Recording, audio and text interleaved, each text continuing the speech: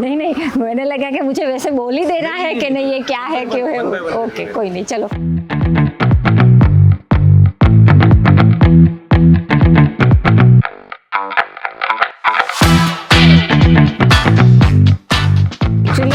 મારે કેવું કે વીકમાં એક વખત જ ચાર્જ કરવાનું છે, કારણ કે મારું બહુ યુઝ નથી એ, તો જનરલી હું મોર્નિંગ 10 o'clock આસપાસ હું ચાર્જમાં લગાવતી હોય છું. અને લાઈક એપથી મેં ચાર્જ કરવાનું ચાલુ કર્યું અને આઈ થિંક 6 month જેવું થયું કે હું આ એપથી ચાર્જ કરું છું. અધરવાઇઝ મારું પર્સનલ સેટઅપ હતું તો હું એવી રીતે કરતી હતી. હું જ્યાં પહેલાં રહેતી હતી ત્યાં આવું કોઈ સેટઅપ નહીં હતું, લાઈક કંપની થ્રુ કે બોલ્ટ કે XYZ.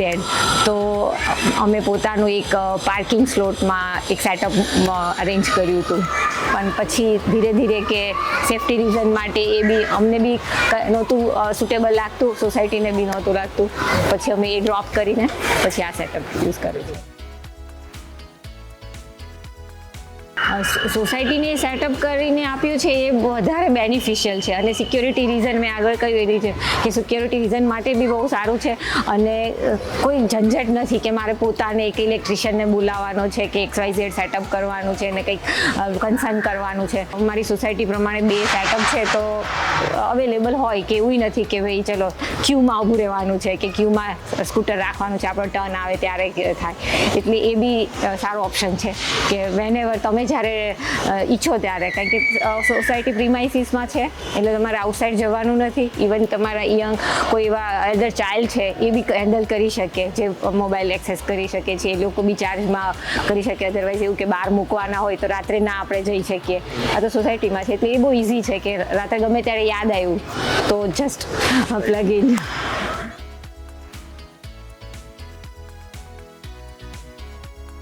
લાઈક મારો સન લાઈક 17 છે તો એ સ્કૂટર એક્સેસ કરે છે, એની પાસે લાઇસન્સ છે, તો એ ઇઝીલી એની પાસે ફોન બી હોય હવેના ટાઈમમાં, એટલે એ બી ઇઝીલી ગમે ત્યારે ચાર્જ. સપોઝ કેવું કે સ્કૂલથી આવ્યા કે ક્લાસથી આવ્યા તો ડાયરેક્ટલી ટાઈમિંગ ખબર જ હોય કે જોયેલું જ છે કે ભાઈ આટલી બેટરી નથી, તો ઇઝીલી સોસાયટીમાં છે એટલે ઘરે આવીને બી પાછું માઇન્ડ સ્પાર્ક થયું કે ચલો પેટ્રોલ પુરાવા જવાનું છે, ઓપ્શન નથી, એ કંઈ કરવાની જરૂર નથી, સોસાયટીમાં છે એટલે કરી લે.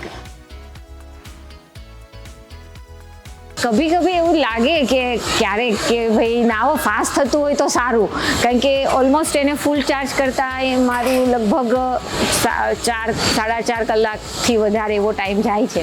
તો હોઈ શકે એવું મને એક વખત એવું થયું બી હતું કે ચલો કંઈક ઇન્ક્વાયરી કરીએ કે બહારના જે સેટઅપ હોય છે જે કમર્શિયલ એરિયામાં, એ મેં ક્યારેય ટ્રાય નથી કર્યું કે એ ફાસ્ટ ચાર્જ હોય છે, એ મને ખબર નથી, પણ મને એવું એક્સપિરિયન્સ કરવાનું મન થયું હતું કે બહારનું જે સેટઅપ હોય છે એ ફાસ્ટ ચાર્જ થાય છે કે શું છે. અધરવાઇઝ જો કંપનીને અપ્રોચ કરી શકે કે આ ચાર્જરને બી અપડેટ કરે કે થોડું ફાસ્ટ કરે.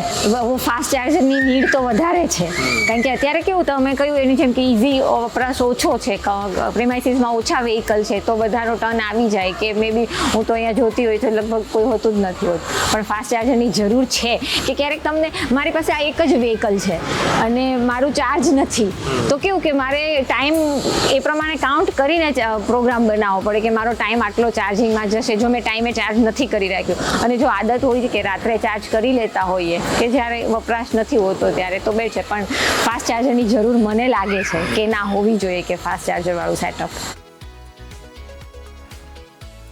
બેઝિકલી તો એ જ કે મને એપ બહુ યુઝર ફ્રેન્ડલી લાગી કે બહુ સારી છે કે આ સેટઅપ સાથે છે એટલે બહુ અઘરું નથી કોઈ પણ કામ કરવું. ફર્સ્ટ ટાઈમ યુઝ કરતા હોય તો બી બહુ ઇઝી છે અને સ્ટેપ બાય સ્ટેપ જે કંઈ સ્ટેપ ફોલો કરવાના હોય એટલે in short it's too easy.